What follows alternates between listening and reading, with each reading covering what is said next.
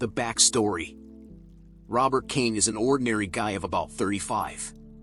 He worked in a construction firm, not burdened with wealth, but without poverty. Life went his way. Every morning, coffee from a cheap coffee shop, daily routine at work, a couple hours of TV series in the evening. No family, no children, only occasional girlfriends, and they did not stay long.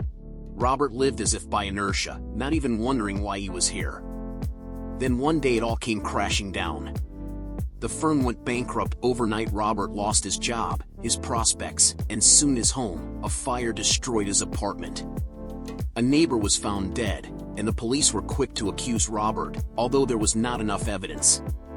No one believed in his innocence, and his childhood friend, a lawyer, only threw up his hands. "Dude, the situation is crap. You better run before you go to jail." In desperation, Robert went into the shadows. He crawled into a long-abandoned subway on the outskirts of the city, a place that reeked of dampness, ennui, and darkness. There he found similar exiles, each with their own tragedy, their own pain. They lived on the remnants of human existence, creating their own laws in this underground world.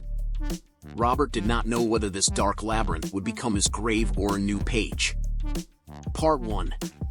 Robert crouched against one of the cold walls of the tunnel, staring into the dim light of a torch fixed to a rusty pipe. His thoughts were torn between past and present. Sighing, he muttered, "What the hell? I always thought I was that regular dude. Now, meters underground, among those called scum." At that moment, he was interrupted by a rough voice. "Hey, who are you?" A tall, skinny man with long, dirty hair stepped out of the darkness. His gaze was full of distrust, but at the same time gave away a kind of understanding. "Everyone here is equally lost." Robert raised his hands, showing he was unarmed. "Just Robert. Looking for a place to wait it out." "Wait it out?" The man snorted. "People don't live here, they rot." "Welcome." That's how Robert knew Max, a former surgeon who'd lost his license for a mistake that had cost a patient his life. Max had become a kind of guide for him in this underground world. "Down there, everyone is their own. The question is how much strength you have not to break," he once said. And Robert soon realized how right the man was. The underground wasn't just hiding people from the light, it was eating away at them from the inside out. Paranoia, fear, distrust, these were the new rules of the game. Part 2. Robert began exploring the tunnels, plotting his routes, finding places where he could get some shelter from the cold. One day he noticed a strange group of people arguing fiercely about something. As he came closer, he caught the words, "We're all going to die soon if we don't decide who's the weakest link," shouted a woman with burning eyes. "Weakest link?" Robert intervened. "What are you talking about?" They turned to him as if he were an unexpected guest. Another figure stood out among them, an old man with shaking hands. "This type has been here since the beginning, but now he's a burden. If any of us pull him any further, we'll all die," the woman hissed. Robert felt the heat rising inside him. "Are you serious? We're not here to be beasts. And you don't know what this place requires, newbie," she threw, turning away. This incident was Robert's first test of his principles. He realized that he must not only survive, but also preserve the human in this dark world. Part 3. Robert couldn't pass it by. The old man, named Graham, didn't say a word in his defense, as if he had already accepted his fate. Robert felt his anger rising in him. "Graham, you're with me. We'll find a way out."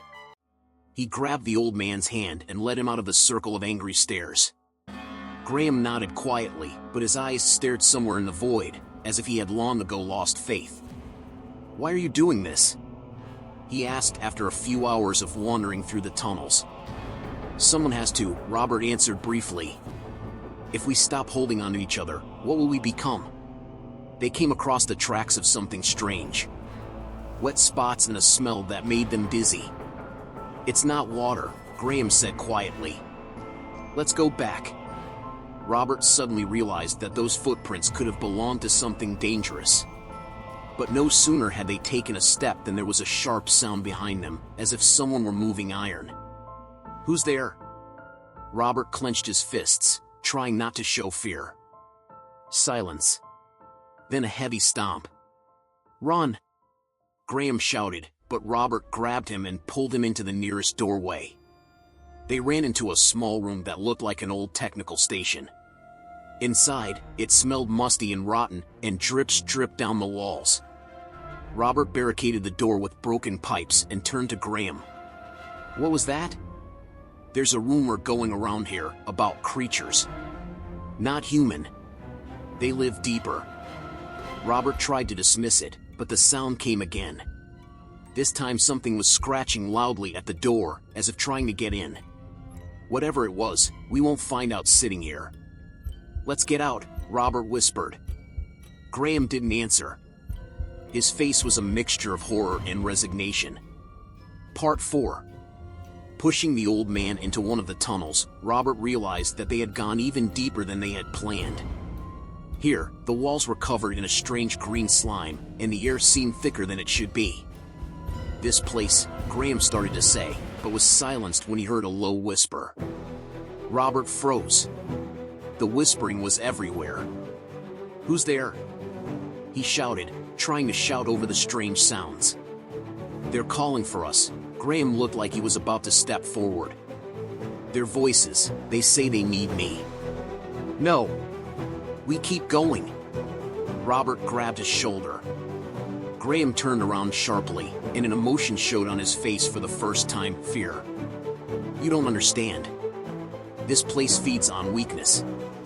And you can't get out unless you become part of it." Those words were Robert's first real blow. He remembered everything: the fire, the accusations, the escape. He felt like the world around him was pulling him down, like this tunnel had become a metaphor for his life. But then he clenched his fists. "I'm not going to let this place break me." The light in the distance seemed like a thin line of hope. "Let's go that way, Graham. Let's go."